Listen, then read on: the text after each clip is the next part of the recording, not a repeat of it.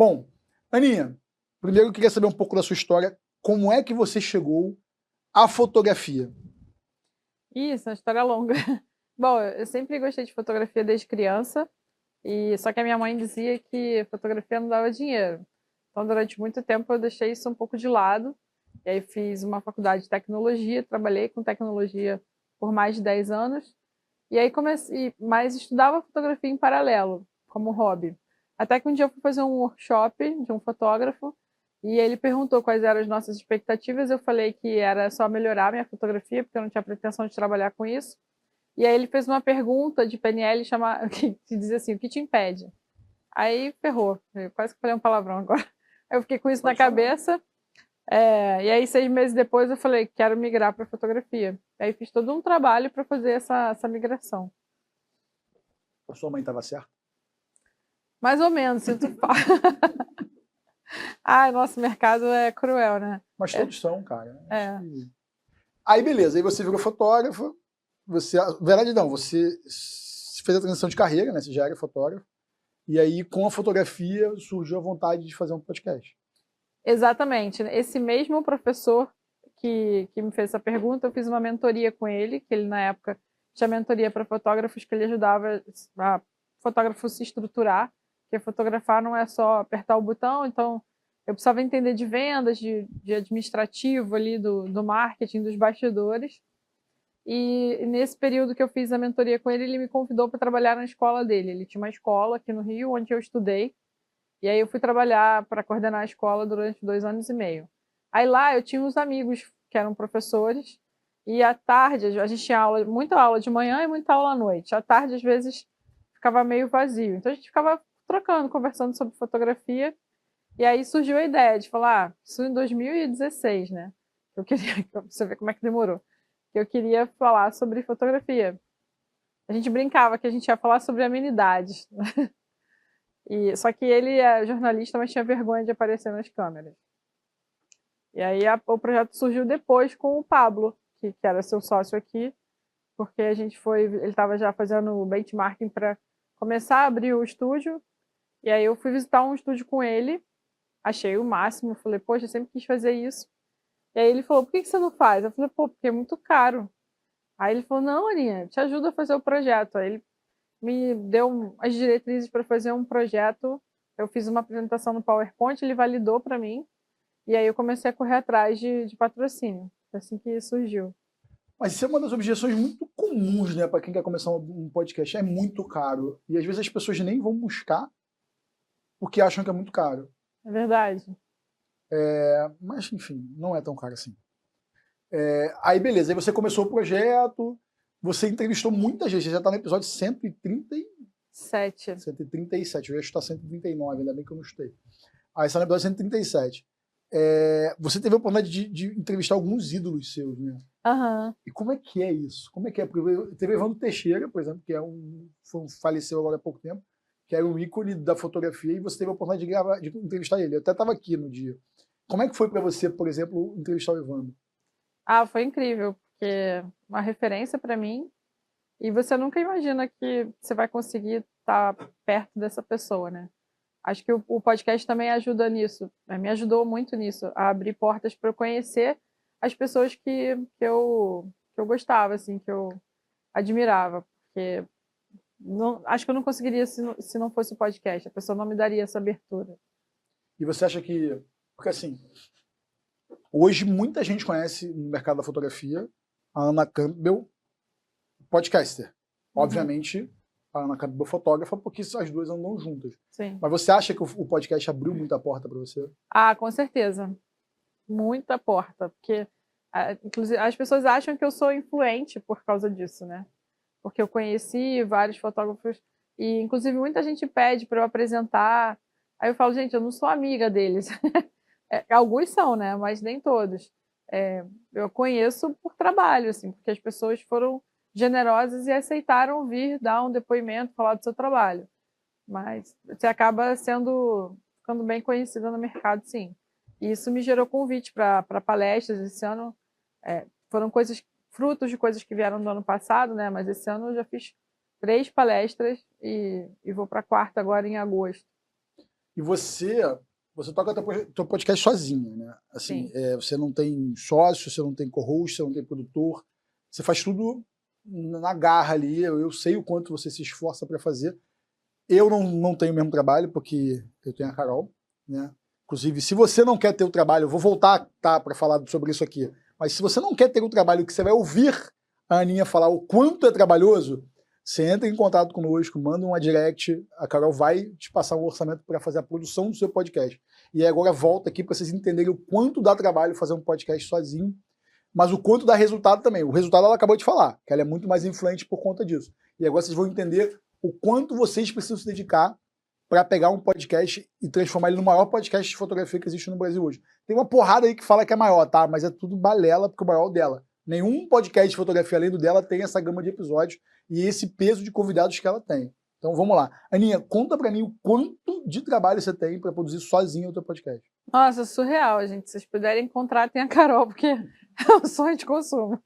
Dá muito trabalho, porque eu tinha um sócio, ele precisou sair no início, ele me ajudava muito na parte de vendas, porque tinha uma autoestima muito elevada, então ele vendia que era uma beleza para os patrocínios, né? Mas dá trabalho porque a gente tem que correr atrás do patrocínio, a gente tem que fazer a parte da agenda, tem que fazer as subidas para o canal, eu faço pauta. Tem muitos fotógrafos que são muito desconfiados, então eles pedem pauta, tem que pedir a biografia. Eu faço a foto do convidado quando ele vem aqui, porque vários fotógrafos não têm foto, por incrível que pareça. Então eu tenho que fazer também, tratar, fazer as artes, é bem trabalhoso, não é brincadeira não. Eu tenho essa dificuldade que assim, a gente aqui tem um plano de podcast que faz essa parte de thumbnail para subir e tal. E aí, cara, eu juro pra você que eu tenho um cliente que vai no Google, coloca o nome do convidado e me manda foto do print da tela. Ele não se dá o trabalho de falar assim, pô, porque quando eu vi ele fazendo isso, eu falei, pô, irmão, tá bom, eu vou no Google e faço a mesma coisa. Ele vai no Google, fulano de tal, aí aparece a imagem do cara, ele printa no celular e me manda. Pô, cara, aí, tipo, vem aquela. Aí depois a thumbnail fica horrorosa e a culpa é tua, né? Tipo, é engraçado como as pessoas não dão valor para umas coisas que pode fazer muita diferença. Porque, assim, tem muita gente que corre atrás de ser convidado para podcast. Você mesmo sabe disso, né? Que a galera fica pedindo. Aqui também não é diferente. E como é que é teu critério, assim, para você fazer um convite, para você convidar uma pessoa para sentar aqui? Quais são os critérios que você considera que são relevantes para uma pessoa sentar na mesa do Estúdios Brown? Eu sou bem chata. Acho que a pessoa tem que ter uma história ou um trabalho relevante, alguma coisa que faça sentido para você poder compartilhar com uma outra pessoa, né? Ou se ela tem um trabalho mediano, ela vai ter que ter uma história ou um case muito diferente para poder me chamar a atenção para eu chamar. Se for tudo mediano, não faz sentido, porque não vai ter história para contar, sabe? Então, por exemplo, eu não gosto de falar que eu só chamo os famosos, porque não é o caso. Claro, tem os famosos, né? O Evandro Teixeira, o Sérgio Burg, que é o coordenador de fotografia do Instituto Moreira Salles. Tem vários nomes que são importantes assim, para o nosso cenário. Agora, eu já chamei fotógrafos que não são tão famosos assim, ficaram famosos por causa do podcast, inclusive hoje em dia são muito assediados, mas porque tinha uma história, como o caso da Elana, que virou até amiga, que ela tem um estúdio no Dona Marta, né, dentro de uma comunidade, e ela cresceu sozinha, o estúdio dela é grandão já, ela já faz muito trabalho. Então, para mim era interessante trazer uma história de superação, de empreendedorismo para mostrar, entendeu? Já chamei uma moça que é fotógrafa, que é jovem também, a Isa, ela tem 22 anos, e já tem 2 estúdios de fotografia, e só cresce. A menina é uma máquina de vendas, a agenda dela é sempre lotada, então ela veio para poder falar sobre isso. Acho que é esse o critério, você tem que ter um diferencial, você tem que ter alguma coisa que seja interessante, assim como a TV, o jornal, procura as matérias para poder mostrar. Então, é o mesmo estilo. O seu público é majoritariamente fotógrafo. 90%. Mas eu já trouxe advogado para falar. Eu digo de audiência. De audiência Então, assim, você faz um podcast voltado para fotógrafo. voltado para fotógrafo. Aí você traz outros convidados que possam Eu lembro que você trouxe advogado, você me trouxe, inclusive. Advogados, a gente trouxe você e o Pablo, né, para falar de marketing e do próprio podcast mesmo, que tá na moda, tem muita gente que quer. Quem mais? Que já trouxe uma pessoa para falar de seguros. Eu lembro. Mas Seguros. você se preocupa, porque assim, você se incomoda de ter outros podcasts sobre fotografia? Isso de alguma forma te... Não me incomoda. Existem outros. Tem um em São Paulo que até já chamei as meninas, elas já vieram aqui, que são as fotógrafas de quinta. Eu lembro. Só que o delas é mais nichado para fotografia de família. E eu não gosto muito de nichar. O meu é mais amplo. Por exemplo, eu já chamei o Július, que agora ele tem um canal aqui também. Tem um podcast aqui no estúdio. Né? E o Július... Afluente, Conversa Afluente. Exatamente. O Július é o dono de uma editora chamada Afluente. E ele lançou um livro que ele entrevistou a IA. Isso para mim é super interessante porque o fotógrafo hoje em dia tem que estar atualizado em relação à IA. Eu achei que seria um papo legal de conversar. Eu tenho essas conversas muito com o pessoal do mercado, assim, sobre 2 sentidos. O primeiro é que, vou contextualizar, eu tive 2 clientes que faziam mercado de eventos de casamento. E elas, enfim, eram rivais, cara. Eram 2 podcasts sobre eventos de casamento, elas eram rivais. E eu falava assim, gente, pelo amor de Deus, mas por quê? Ah, não, porque ela tá copiando minhas ideias. E daí, cara? Você tem uma ideia boa, alguém vai copiar. Se você vê alguma ideia boa, copia também, cara. É fundamental, assim. E aí eu transportei isso pro podcast, sabe? Eu comecei a ver que tipo, tinha uma animosidade entre alguns estúdios e tal. E aí eu falei, cara, por quê? Por que eu não posso pegar uma boa ideia de um outro estúdio de podcast? Porque assim, se você não confia no teu trabalho, se você acha que o teu trabalho é ruim, você guarda os teus segredos, sabe? Mas se você acha que o teu trabalho é bom, fica à vontade, expõe, mostra aos seus clientes, não tem problema nenhum nisso. Porque assim, hoje, por exemplo, eu dou consultoria para montagem de estúdios de podcast. Inclusive, eu vou entrevistar clientes meus aqui para contar essa história. E eles não são meu concorrente, cara. Mesmo que o estúdio fosse no mesmo prédio, isso não faz o menor sentido, sabe? Uhum. Você consegue desenvolver. E fotógrafo tem muito desse problema, né? Eu já vi que você trouxe pessoas aqui que ficam com medo de contar o diferencial deles. Aí eu falo, cara, se você não conta o seu diferencial para as pessoas, que diferencial é esse que ninguém conhece? Você já passou por isso, né? Não, às vezes acontece, assim, você chama uma pessoa que é super conhecida, que tem um trabalho bacana, e não rende, porque ela ficou insegura de compartilhar o que ela faz, achando que os outros vão copiar. E já aconteceu também o contrário, da pessoa compartilhar muito e depois, por exemplo, eu tinha uma plataforma que patrocinava o podcast. E a gente trouxe um cara que era atleta e fotógrafo de esporte. E aí ele compartilhou os lugares onde ele fotografava que ele faturava mais.